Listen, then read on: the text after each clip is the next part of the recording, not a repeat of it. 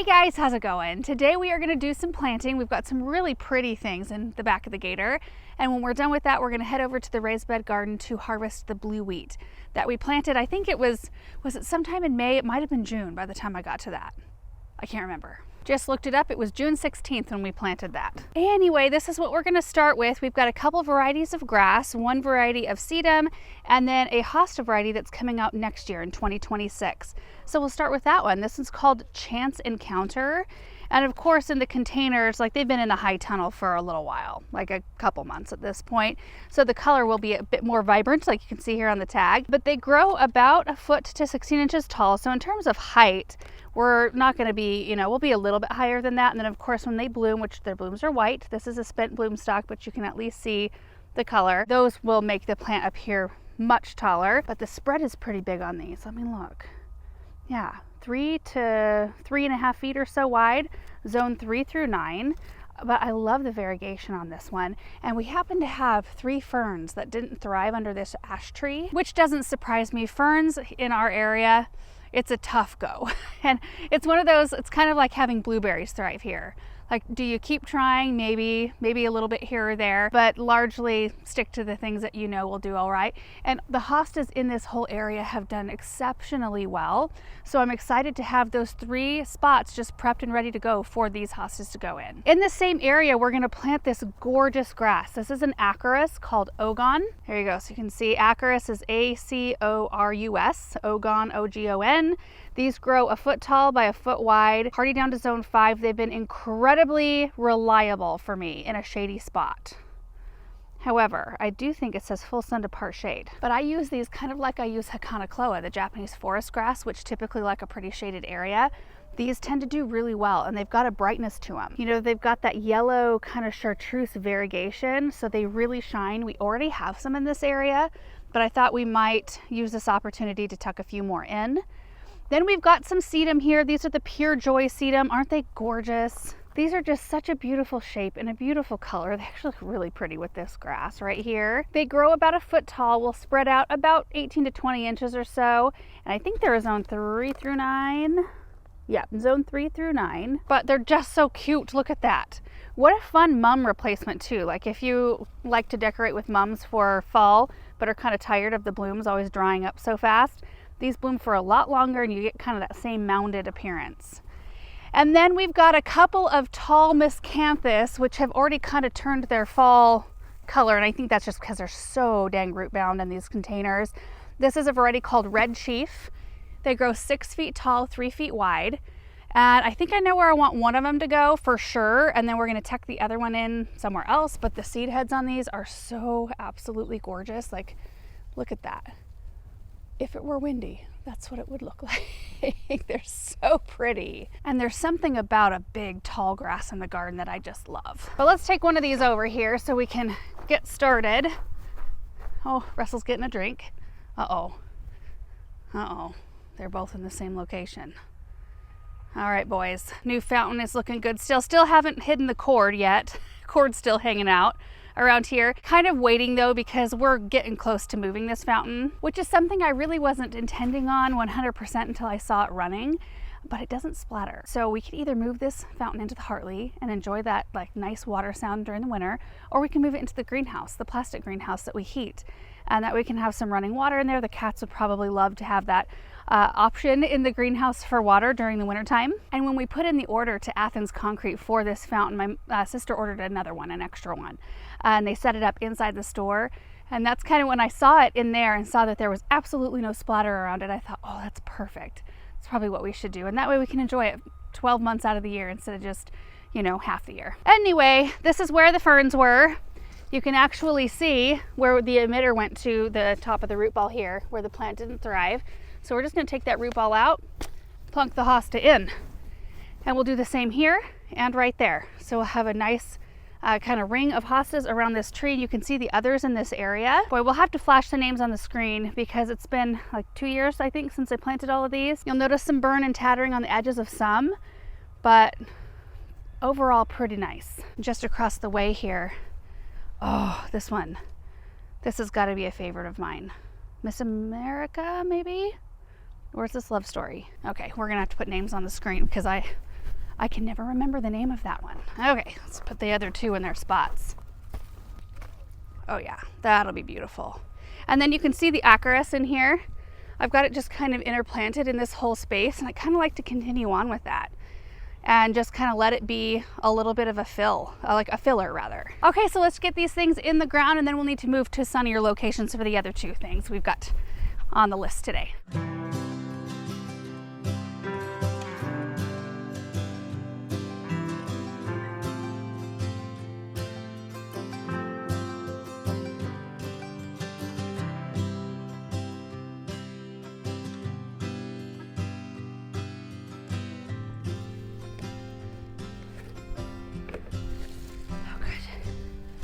These aren't super tightly rooted, which is really handy. I can't dig super deep in this area because of the tree, but we're able to dig just enough to, I think, squeeze them in.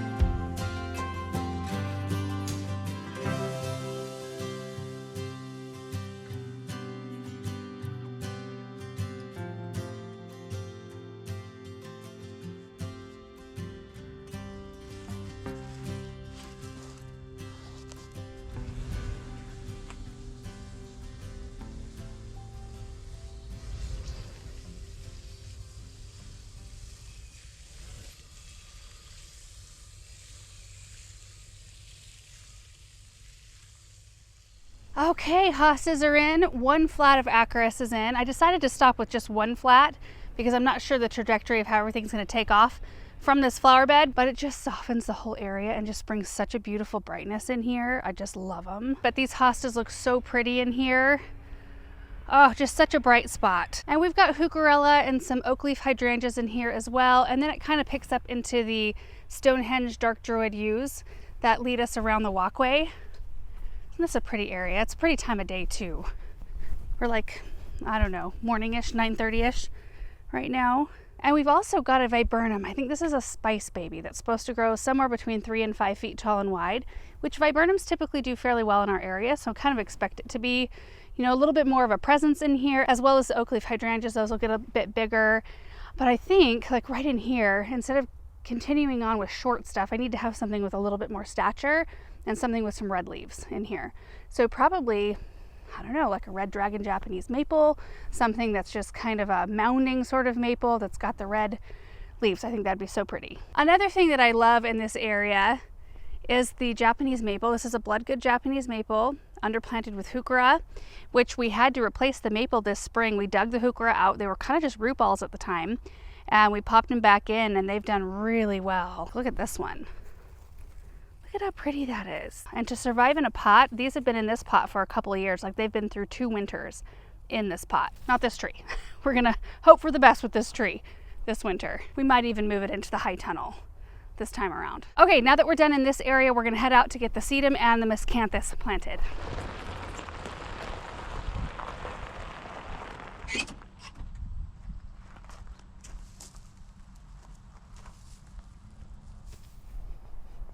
This spot needs a grass, I think.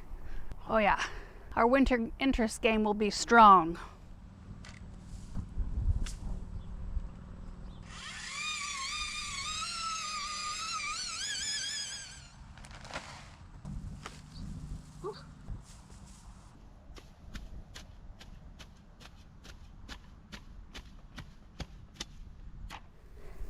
Pretty tight root ball, so I just cut off the bottom.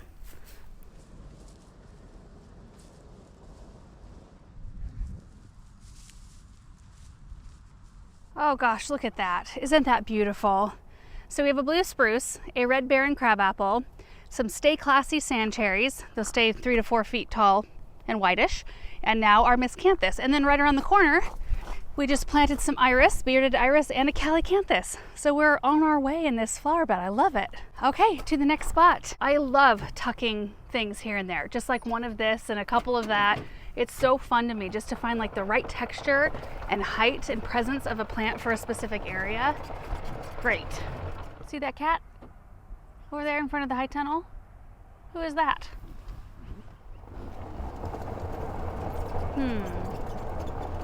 Interesting. I think if we tucked the grass right in here, like sort of between these hibiscus, it'd be nice to have that grassy texture. Let's try it.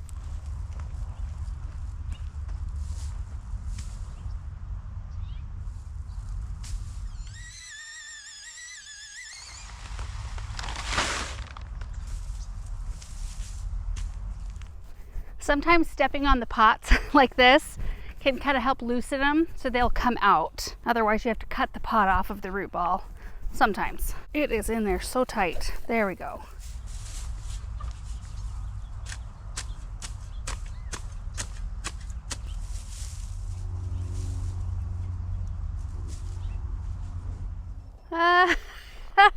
Here comes Aaron. He's running out of battery. The golf cart starts to scream at you. I just went from 25 down to 1. You better hurry. Once it starts to beep, like it will cut you off like that and you'll be out in the middle of somewhere where you can't plug it in. It's funny. Okay, I wanted to start back here so you guys could see that little bit of grass texture peeking up from behind the hibiscus. And even at full size, what does a Candy Crush get? Maybe 5 feet, 4 to 5 feet tall and wide. The grass will peek up above it. It'll be a really beautiful layer. So let's move toward it. I couldn't decide where I wanted to pop it exactly. I kind of wanted, like from that angle, you want to place it more this way. But when you're standing close to it like this, you kind of want it a tiny bit more centered. So anyway, I really like where it ended up. I think it's really pretty. The whole space around here is starting to fill in really nicely. The heritage birch, this actually started off as a 3 trunk and we had to move it from around where we had the stream put in. So it eventually lost its other 2 trunks and it's doing really well as a single trunk tree over here. Then we've also got some Hollywood junipers, which I love the structure of these. Like they're structural in that they're upright and like strictly upright, but they've got such an interesting kind of windswept look to them. Look like they belong on the coast somewhere. And then Spring Grove arborvitaes, so pretty, you guys. I'm just such a fan of this evergreen. They're so fluffy, they smell good, and they're growing really well for us. And then of course the Candy Crush and the blue chiffon Rosa Sharon, which we looked at the other day when we popped this Montana moss juniper in here. We've got a crabapple. It's just filling in really nicely. Okay, now we've just got our 3 Pure Joy sedum left to get in the ground. I think I'm gonna save this other flat of Acaris. I don't know if you can see it back there. I didn't, end up planting it over there where the others are, but I think I want to save it for fall containers.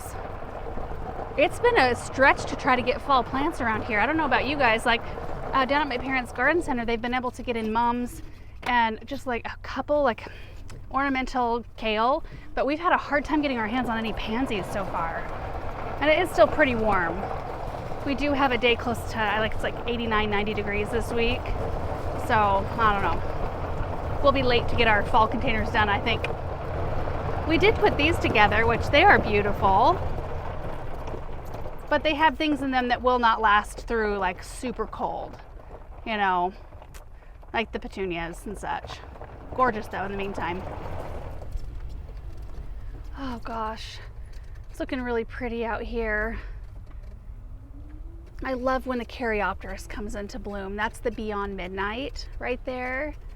And right next door to it, we've got the Desert Plains Pennisedum, but aren't those beautiful? We've also got some Autumn Joy Sedum in here that looks really pretty with the Caryopteris.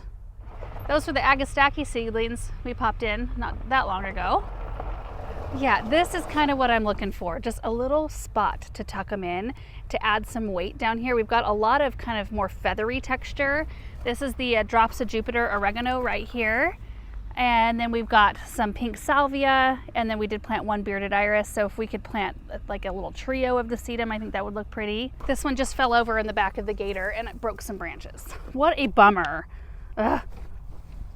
Oh well, this is what they will look like next year. All of them will be nice and round like this. Boy, that's set apart in texture, isn't it? Oh. Yeah, I like that. All right, let's get them in.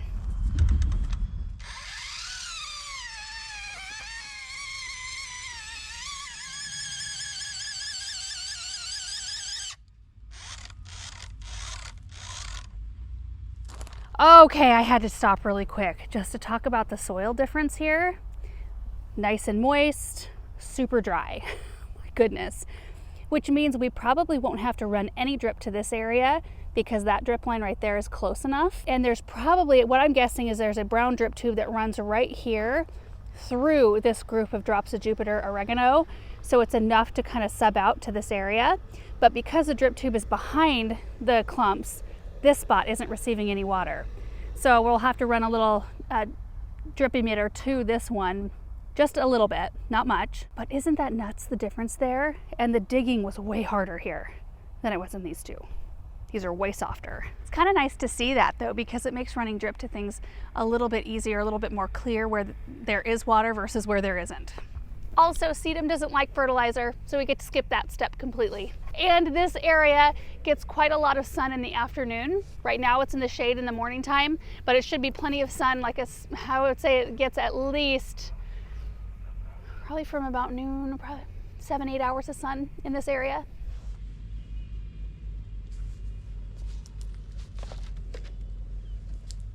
Oh my. Oh my. Oh, I just broke another one. That had to have been weak.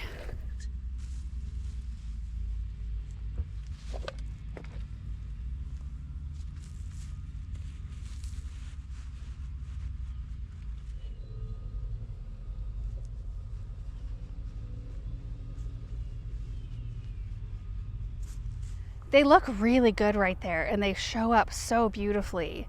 And that's the thing, when I'm building a flower bed or just kind of like adding to it here and there, I try to look for all those different textures and add those in whenever I can so that there's some visual difference between things. I mean, you can see right in here too, there's a Chatalpa, which, didn't we plant this year? I think we did. This spring, and it's absolutely massive. And it's got a little bit of a bigger leaf. And then we've got our salvia versus our Anne-Fulkered geranium, hardy geranium here, which does have a different look to it. And it's got more of a rounded kind of shaped leaf. And then of course our miscanthus right in here. And check out these Arctic Fire dogwoods. They're so big. Oh my goodness. And they are so gorgeous in the wintertime, you guys. I mean, look at this. Look at that stem color. And they're starting to color up for fall too. Also, I was noticing our neighbor's trees that I love so much, they're starting to get a little bit of their fall color. These are lindens right here, and they are such a spectacular borrowed view. When those are in full color, it's the most spectacular thing ever. Both sides of their lane, like their little private drive, are lined with those. So when we drive by the entrance of it, you can look down and just see this glorious like yellow glow down the whole lane. It's so pretty. Okay, we are done with our planting projects for today. So we're gonna head over to the raised bed garden and take after the wheat, which it's blue wheat. It's more grown for ornamental purposes because the wheat berry is very hard to get out, like to thresh it out of the awns or whatever they're called. And it's heavily bearded. I'll show you. Anyway, let's head that way.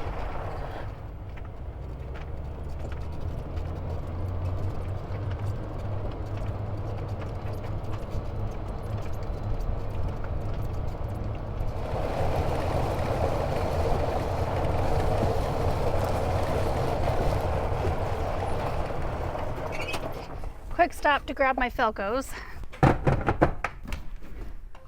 There they are. I also want to show you one of the plants in here. I had to bring my Felcos in last night because I got into something sticky and they were having a hard time opening and closing without being all gummed up, so I took care of them. Put it close to my microphone. They sound so good. Do you remember the Streptocarpus that we planted up in here? They are doing so beautifully, but I just wanted to show you just this one plant. Look at this. This is called a Lady Slippers Blue Ice. Look at the blooms on this thing. I need to get this potted up and taken inside, but I think they're so happy because they're underneath grow lights. They're getting consistent light, consistent water in here. Well, for the most part, consistent water. And here are some others right down here. Look at how gorgeous. This one's Lady Slippers Yellow Pink Cap. Oh my goodness. And Lady Slippers Deep Blue Vein. What I need to do is move them up back here so that they're the backdrop during our recap videos.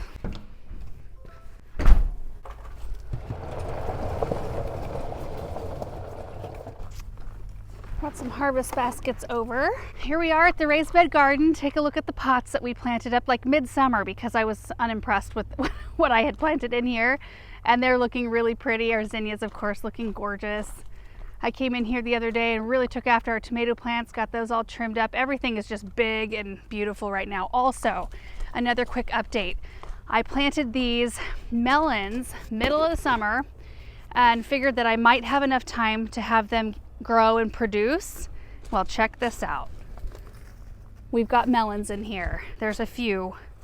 There's another right there. Another little baby right there. Another one right here. I haven't looked through the, another one right there. I haven't looked through the entire plant, but I know there are several, and what a fun experiment. And that brings us to our wheat patch, which was also an experiment. And the color is way more impressive now. Look at this. At first, they were kind of looking like normal wheat to me, and I thought, well, maybe we just don't have the climate for them to color up as nicely. But I think it was just one of those you need to be patient sort of situations. And now they're beautiful. You can see that there's still some green left, which makes them a little bit easier to work with, honestly. They're a little bit less messy. So what I'm gonna do today is we're just gonna cut all of the stalks off of them. And what I meant by bearded is these right here. Are they called awns?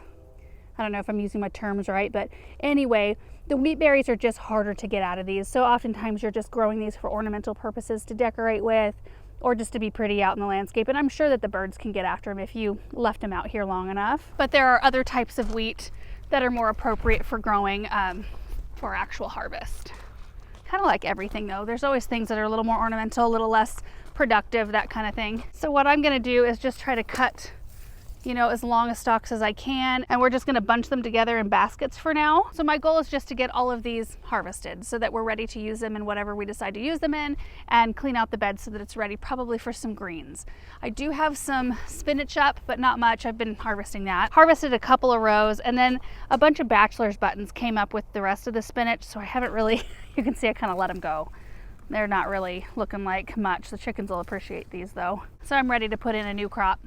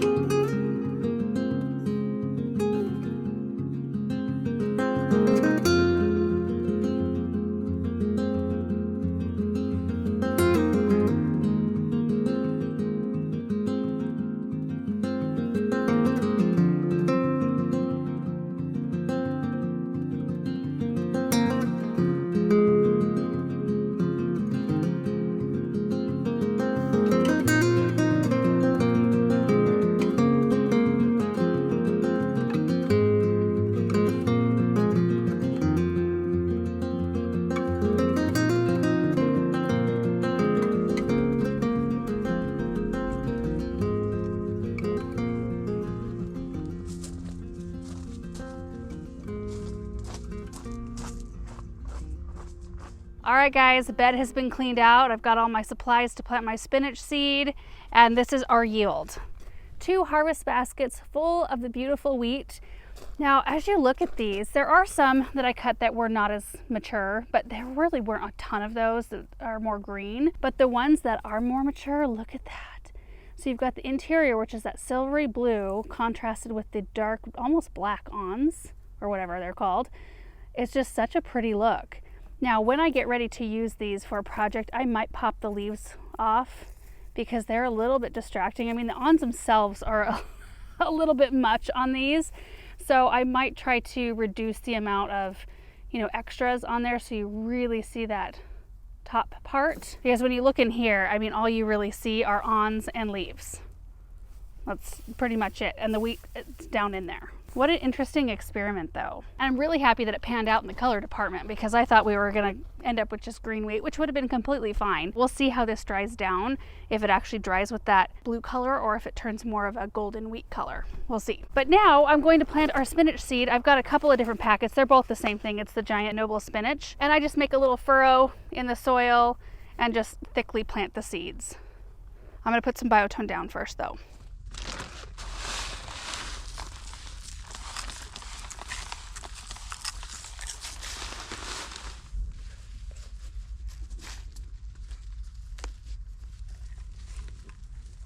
Kind of mixing that fertilizer in and loosening up the top layer of soil here. Pretty fluffy.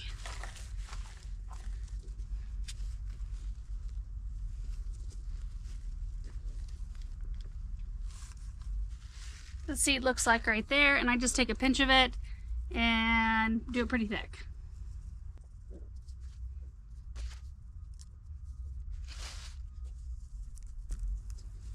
I don't know, it ends up like 1/4 of an inch deep or so. I'm gonna go grab some land and sea compost and do a light layer over the top as well.